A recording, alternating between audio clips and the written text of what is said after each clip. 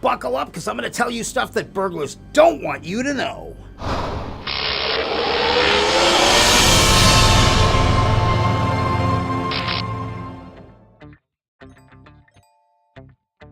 Hey, it's your friendly neighborhood burglar, and welcome to the Life Amp Protection Series, where we teach you professional ways to protect yourself, your home, and your family using techniques that criminals don't want you to know. Okay, you ready for another awesome trick to stop burglars? Here it is, ready? Deadbolts.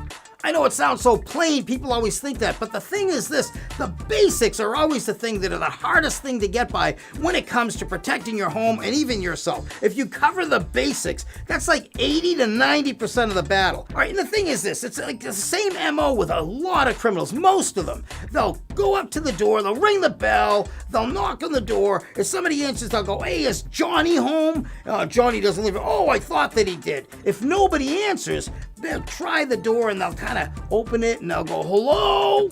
And if somebody's home, they'll go, oh, I'm sorry, my friend said he lived here. I thought he lived here and he told me to come in if he wasn't there. And the cops, they show up and that's his excuse. So you got to lock your doors, number one.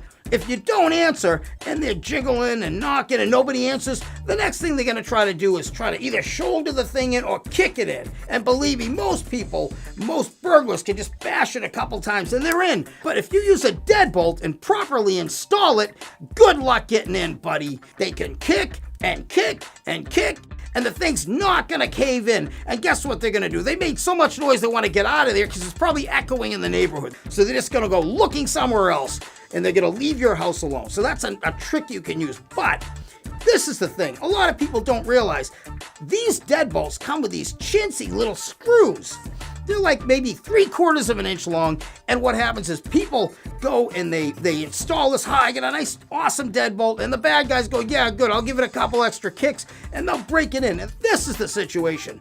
The screws aren't long enough, so what you need to do is go to the store and buy some 2-inch screws and 3-inch screws. And you need to get a drill bit that's slightly thinner than the screws themselves. Don't try and put that 3-inch screw in just by, brute force. Okay, you want to take the old screws out, and then you want to pre-drill it with your slightly thinner drill bit, and then you want to take your 3-inch screws, you want to drill those screws in. These are going to go way in there. 3 inches are going to anchor right into the frame. And you want to make sure you do this to the deadbolt and to the lock itself.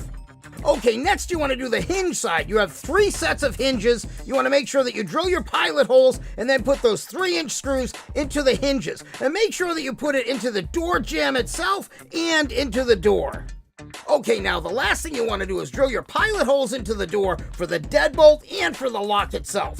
So you don't want to use the 3-inch screws because they're just too long. They'll go right into the lock mechanism. You want to use the 2-inch screws for this.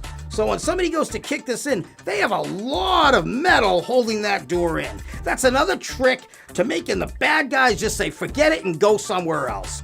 Okay then, till next time, stay safe. Thanks for watching, and I'll see you next Thursday.